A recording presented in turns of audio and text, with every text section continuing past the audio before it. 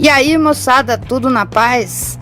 Com certeza vocês já ouviram falar de Hamlet, a peça mais famosa de William Shakespeare. Ser ou não ser, eis a questão.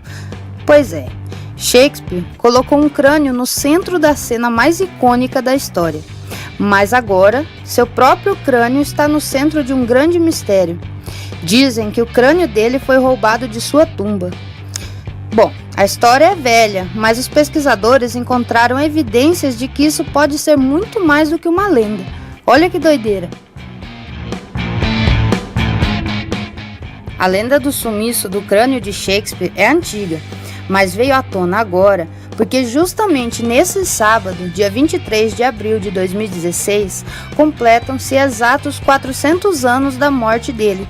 E para comemorar, nada mais divertido que reavivar mistérios. O grande fodástico mestre das letras foi sepultado na Igreja da Sagrada Trindade, em Stratford-upon-Avon, no condado de Warwickshire, na Inglaterra. Gente, tem a ver com a cultura de cada país, mas que coisa mais sinistra enterrar as pessoas dentro e ao redor das igrejas. Bom, mas como eu disse, a história toda não é nova. 250 anos após a morte do dramaturgo, por volta do ano de 1866, surgiram rumores de que seu crânio havia sido roubado por caçadores de relíquias. A história se espalhou e em 1875, o professor de anatomia Hermann Schaffhausen, da Universidade de Bonn, na Alemanha, já inteirado da lenda, tentou conseguir autorização para abrir o túmulo de Shakespeare e exumar seu crânio.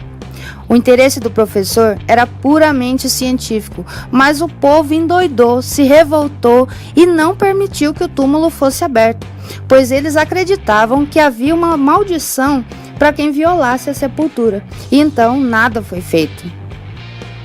Porém, em 1879, 4 anos depois, a revista The Argosy publicou um artigo chamado Como o crânio de Shakespeare foi roubado, assinado por um autor desconhecido que usava o pseudônimo de Um Homem de Warwickshire, afirmando que o crânio do dramaturgo fora roubado em 1794 por um médico da localidade, Dr. Frank Chambers.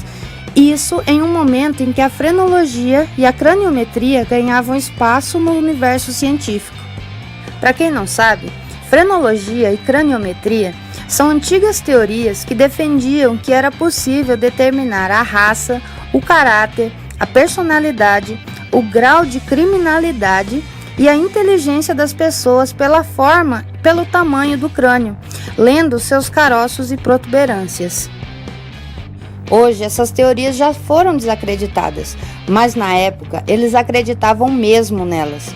Sendo assim, era muito natural que o crânio de Shakespeare fosse realmente o maior alvo desses pesquisadores, já que eles julgavam que Shakespeare era o cara mais inteligente do século.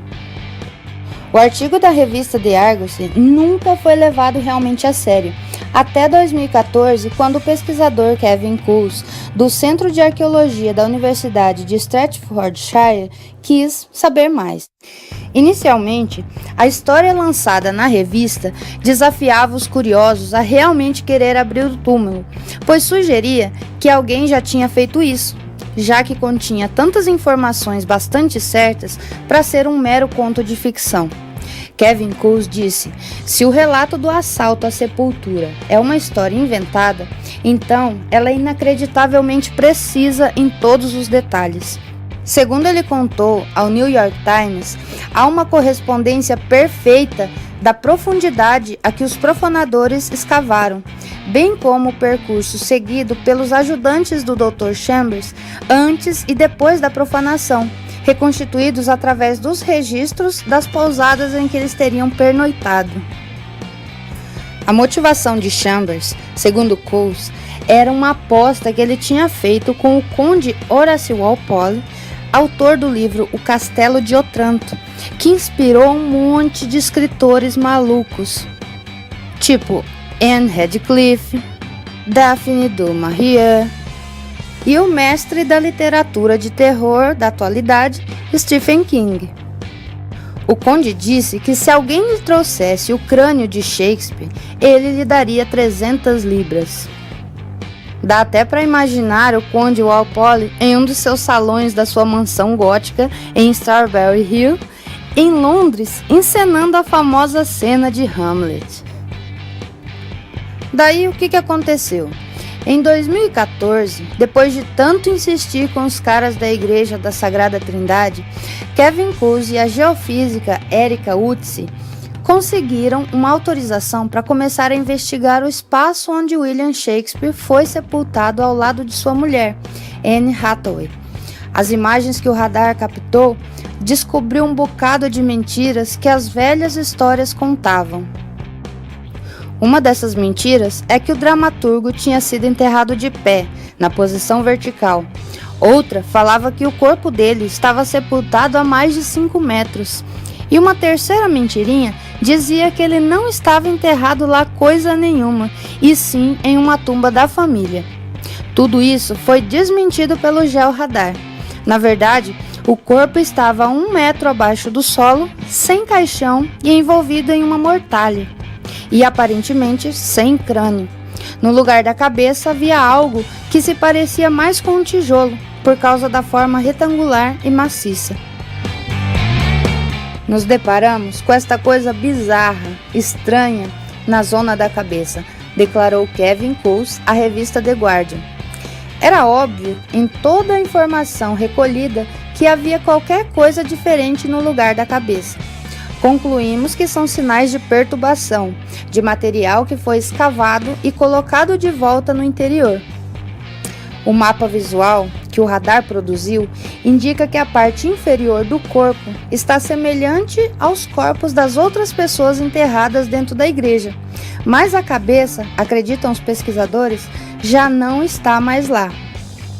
Eles tinham tanta certeza de que a cabeça não estava lá, que foram na hora investigar uma segunda lenda, a de que o crânio tinha sido encontrado na igreja de São Leonardo, na localidade de Belley, Worcestershire, a 24 quilômetros dali.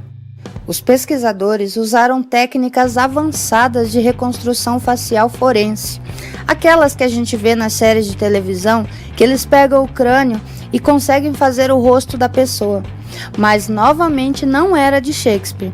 O crânio pertencia a uma vovozinha de 77 anos. Uma coisa curiosa é que muitos insistem que o autor das obras Como o Crânio de Shakespeare foi roubado e Como o Crânio de Shakespeare foi roubado e encontrado, 2 livros assinados pelo pseudônimo de Um Homem de Warwickshire, é desconhecido.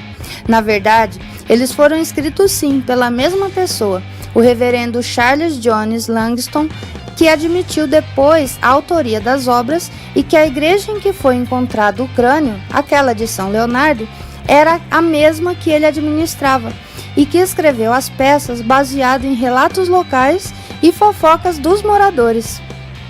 Uma coisa é certa, apesar da crítica ao segundo livro ter sido bem ruim, devido a um desfecho bem sem graça, a história rendeu boas aventuras aos pesquisadores e parece revelar uma verdade bem intrigante por trás de toda essa lenda. A celebração dos 400 anos de Shakespeare continuará por toda a Inglaterra durante esse ano, mas a dúvida prevalecerá. Onde será que está o crânio de William Shakespeare?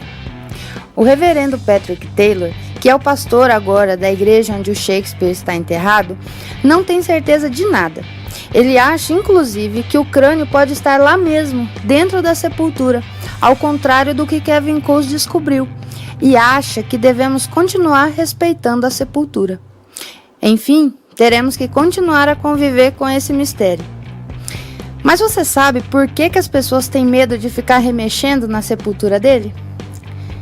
Por causa de uma coisa sinistra. Ela não está identificada com o nome dele. Tem apenas uma inscrição. Bom amigo, por amor a Jesus, abstém-se de escavar o pó que está aqui encerrado. Abençoado seja o homem que poupe essas pedras e amaldiçoado aquele que remova os meus ossos. Sinistro, não? Quando for resolvido, sem margem para dúvida, o mistério do crânio desaparecido, um novo mistério vai surgir no seu lugar. Será que existe uma maldição de Shakespeare, igual à maldição do túmulo de Tutankhamon? E se existe, o que será que aconteceu com os profanadores? O que vocês acham? Os pesquisadores podem estar errados? Ou o túmulo de Shakespeare tem muito mais a esconder do que sonha nossa vã filosofia? Se você gostou desse vídeo, que deu maior trampo para fazer, deixa o seu joinha, seja o primeiro a compartilhar essa história, porque nenhum outro canal e nenhum outro site ainda falou sobre esse assunto. E se inscreva no canal, para que a gente possa crescer e ter condições de continuar trazendo matérias que a escola nunca vai te ensinar. Valeu!